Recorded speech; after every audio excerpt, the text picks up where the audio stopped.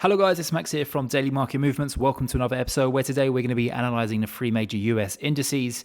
Just before I start today's video, I would just like to say anyone who's interested in joining my Signal team, then make sure you visit my website, dailymarketmovements.com. I've left the website link in the description of today's video, so scroll down, click on it, it'll bring you to my website.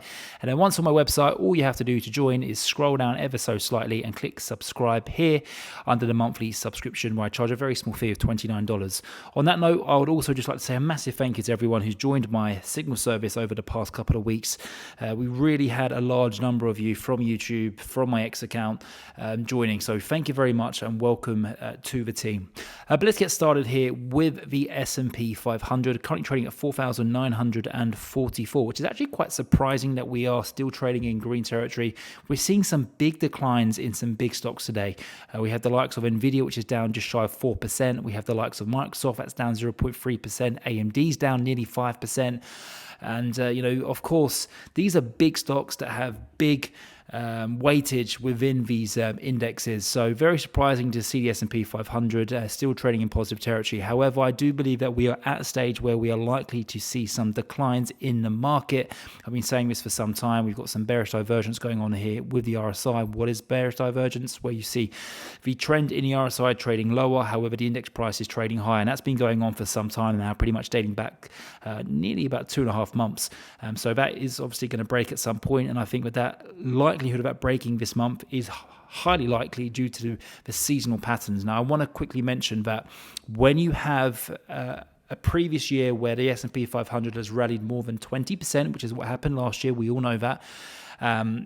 Going into the following year, which is this present year, especially when it's an election year, the two most bearish months of the year is February into March. So that's what I'm kind of keeping my eyes peeled on. I think a few videos ago, I did actually show a chart demonstrating what the average year looks like dating back to 1950 when the previous year was a 20% gain or more, and it showed a clear deterioration in the stock market from mid-February through till mid-March. So almost 4 weeks of consecutive losses. So that's what I'm very cautious of here, trading in the indexes, especially after this humongous run that we've seen over the past couple of months.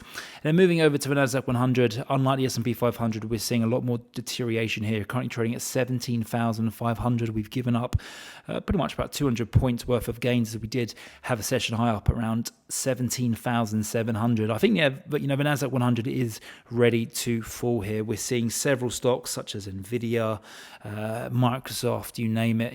We are seeing RSI significantly high. Before Nvidia's fall today, RSI was up at 85.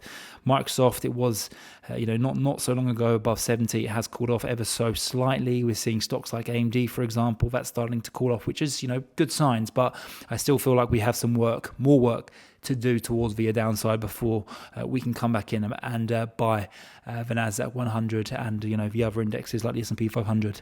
And then furthermore, looking at the DowJones30, we're trading up ever so slightly today, up 0.17%, currently trading at 38,422. Stocks like McDonald's are helping this index today, although McDonald's did post a loss in there over revenue versus what was expected. The guidance going forward was actually pretty positive. So, things are still quite stable. The consumer is still very strong, and hence why we're seeing the Dow Jones trading higher today. So 38,400 is where we see the Dow trading. But, again, we've had this bearish divergence going on for some time here, dating back to the end of December. And this will ultimately have to correct. And I think, as we work our way through to mid-March, I think this is a perfect opportunity for us to see this 5 to 7% correction in the broad indexes.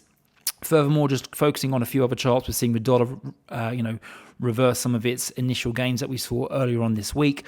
That obviously is helping US equities, and then obviously we're seeing the 10-year yields, basically decline towards the downside along with the US dollar. So that's very important. Just quickly jumping over to the crude oil prices. Crude oil is rising ever so slightly, but of course, last week we saw this significant decline from $79 all the way to this base trend line where we are now seeing some buyers step back in.